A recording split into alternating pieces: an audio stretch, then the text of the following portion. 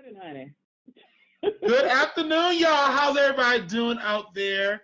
I am Xavier Day. I am on the board of outCT with my lovely co-host and the person who I will be interviewing today for your viewing pleasure, Miss Chevelle Moss-Savage. We are the chair and co-chair for the Education Committee.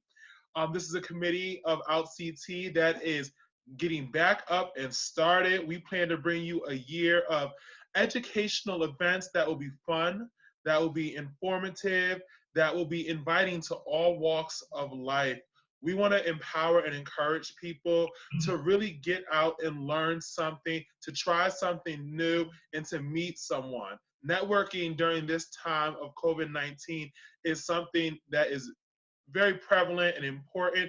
And if we can help you to build those tools, we would love to. Chevelle has been a licensed psychotherapist and the founder of H.E.A.L, helping everyone accept and adapt to life. She has been in the field of mental health for more than 20 years. She is a group facilitator, a trainer, and an instructor, both in private sector and in university settings. Although she is a licensed clinician, she is also versed in promoting multicultural awareness through intersectionality training with hopes of eradicating stigmas related to mental health, disabilities, faith traditions, and LGBTQ plus identities. At this time, it gives me a great honor and privilege to turn it over to Chevelle, who will talk about her business with H.E.A.L, as well as why she became part of outCT. Chevelle. Thank you so much, Xavier. It's like I wrote that bio myself. That's such a wonderful introduction. Girl, she might have wrote that. um, so I have so much pleasure in having this conversation with you, and I'm excited for us to be chatting today. And so just a little bit about me as a therapist and how I actually came to this. Let me see, about maybe 16 years ago, my mom passed suddenly, and the transition from this life to the next was so sudden that I really didn't have a lot of time to process it. So after she passed, I realized that I needed some support around my own mental wellness journey, and so I sought a therapist. And so I could find a therapist who could affirm me as being a Black woman, or who could affirm me as being queer or a lesbian, but who could not affirm both. So when it comes down to having to have conversations around identities that I possess, having to educate a therapist, I understand that sometimes you have to do that, but that also kind of creates a barrier in the therapeutic alliance. So I figured that if I'm having that problem, other folks are as well. And originally, H.E.A.L started because it was grief and loss that I was focusing on. I'm a certified bereavement and grief. I'm certified in bereavement and grief as well. And so I originally launched H.E.A.L in 2009, and the name was Helping Everyone Accept and Adapt to Loss. And so in 2015, I was having a conversation with my spouse, and she said, it's more about loss. There are a lot of things that you have to navigate in this world that contains loss. And so you just don't want to focus on that component. And she's right. And so that's when in 2015, H.E.A.L was rebranded, and now it is helping everyone and accept and adapt to life, because we navigate so many things in this thing called life: loss, happiness, all the things that make us multidimensional beings, right? And so that's kind of where H.E.A.L was born and raised and rebranded and all of the things. So with that, during this pandemic, Chevelle, what's the importance as a therapist and a psychotherapist you see for self-care, mindfulness, and boundaries? Oh my goodness. All of those things go hand in hand. There is well, first of all, you need to have those things in your life, period, right?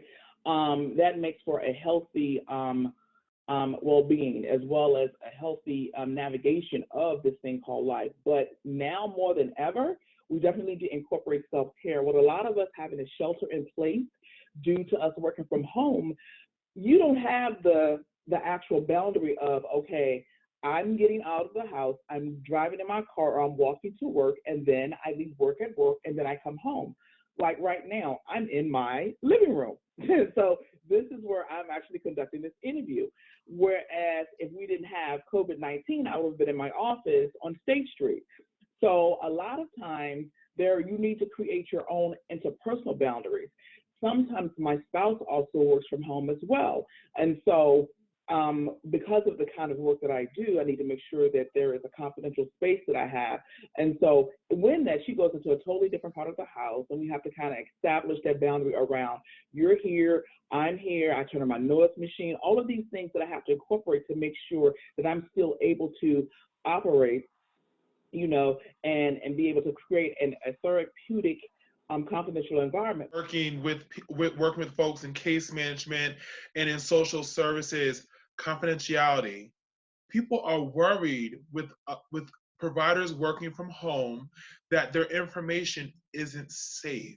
And I have to say, hearing that you're implementing a sound machine at home, hearing that the use of headphones, the use of setting personal boundaries, as someone who receives mental health service, but also provides a level of case management to people, I think it's really important that we express those concerns to people.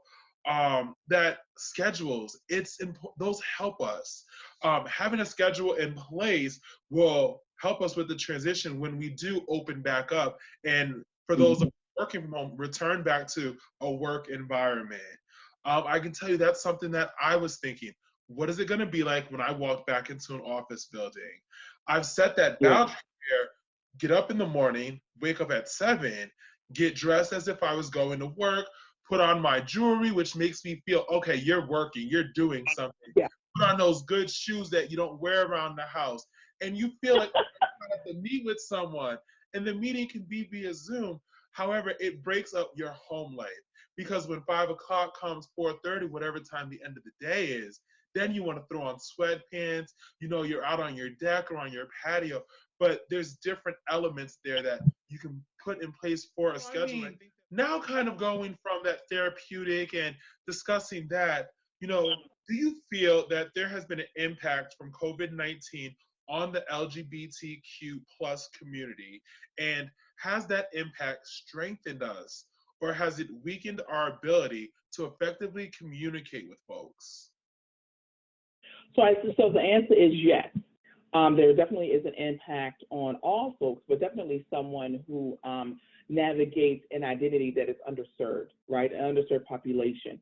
I think that the COVID-19 epidemic has highlighted some of the health disparities around people of color and Black folks. We've noticed that a lot of the cases and folks who are passing away are people of color because there are underlying health issues already. So that just shows that there is a vast difference in how people of color access health services and non-people of color access health services. So I think if nothing else coming out of this, we should definitely have a bigger conversation about what we can do to actually move those barriers and actually remove them so that all people can have access to health.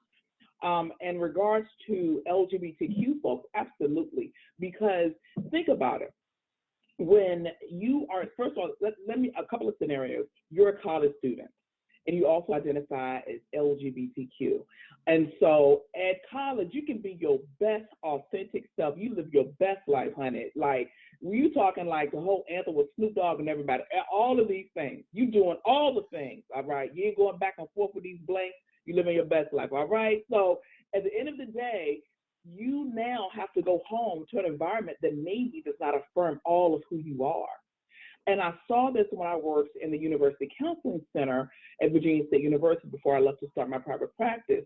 Around Christmas, around holidays, around summertime, I saw an influx and folks coming to see me because their anxiety was kicking in.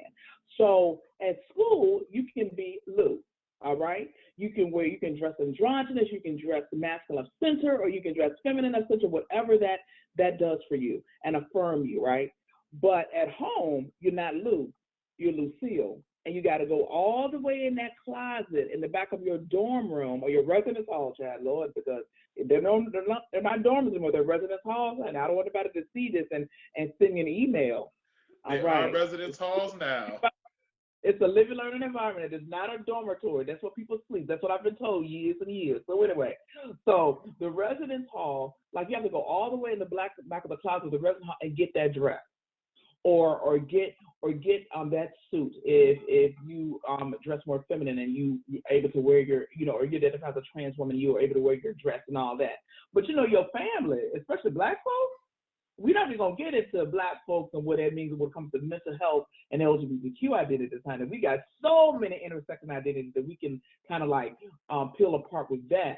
And unfortunately, that's why I will always be in business, because there's always some shape, form, or fashion of mental harm happening to folks who identify as LGBTQ. So, I appreciate this conversation. It's been organic, which I think it shows, the passion behind what we do and why we do it. I appreciate you opening up for why, you became a psychotherapist, for why you became involved with outCT, because there's a level of vulnerability there that we're putting out when we do these kind of interviews, especially on platforms where we're not face to face, where we may not see who's watching and who's viewing. So I appreciate that, and I affirm you, as I've learned, to affirm people, not to just understand them, not to just be with them in that moment, but to affirm them and, to really appreciate where they're at in their journey. Chevelle, while we're here, what are some of the ideas that we're going to have for this education committee coming out? What can people expect from us? I can tell everyone now we plan to do some fun interviews. We have other hosts coming in. We are going to, really look at our local LGBTQ plus businesses and bringing them on board, because not everyone is aware of who's in the neighborhood. Also in October, we will be celebrating Bully Prevention Month, which kind of coincides with what I just mentioned, as well as LGBTQ History Month. And we're going to be having an open mic, and we're hoping to partner with some community partners around doing that. Getting some young people involved, also some other community organizations to kind of help us with spreading the word with that. And so that's going to be occurring, and we will be launching a social media campaign where we will actually highlight a member of LGBTQ history every week on our social media, on our Facebook platform, on our Instagram, and as well as our Twitter. So those are some of the things that we have coming up. And then also during our Pride, we'll probably have like a day of purpose where we're just going to talk about different topics that may be helpful for folks, have maybe some panel discussions and all of that to kind of like during the week of the Pride. So those are things I'm excited about. Totally pumped about us having the opportunity to do that, and we're working with our local folks and officials and things of that nature, and just meeting people and engaging. And just like you said, Xavier, that the whole purpose of the Education Committee is to bring people together, to support folks, to affirm folks, to learn things that we don't know. Like, I don't know what I don't know. So, I think I'm pretty sharp, but I also recognize that I don't know everything, and I can learn from somebody who is 16 or somebody who's 68. And so I think if we can forge those things and it be an intergenerational conversation, then I think we have nowhere but success to happen, right? I'm right there with you. Oh my gosh, I'm right along for you. We are going to have fun this year. And this was what I walked away with when I sat in on a behavioral health meeting the other night, is please take the opportunity to write down 5 tips or 5 things you do for self-care. And when you write those down, then I want you to write next to them the last time you've done them. If you have not done them in the last week, please take time on the 24th to do those items. It could be going for a 10-minute walk. It could be writing down a letter of gratitude, which I do weekly to keep myself, aware that there's going to come a brighter day. There's going to be a light at the end of this tunnel, that this is a moment of time where we are learning to use new platforms, but that we will return to what we knew once was. So use those opportunities to really give thanks for the things that you have, for the things that you will gain, and for the things that you have had. Find ways to be positive, and stay encouraged during this time, if nothing else. Chevelle, any closing remarks? And so in my closing, I just think that I'm excited about my work with outCT. I'm excited about all the things that I think we're going to be able to accomplish as an organization. I'm excited to have had the chance to chat with you, Xavier, because you are so hilarious. Well, I appreciate it, and it has been fun, really getting to hear about you and hearing about H.E.A.L and, seeing what's Yeah. in the neighborhood over on that side of the bridge. So I only look forward to seeing what you continue to bring to the table. So hopefully we'll get together at the next community potluck and you'll bring us another good dish, something piping hot. All That's right? right. Absolutely. All right. I'm signing off. Thanks for having you. Thank you. Bye bye. Bye.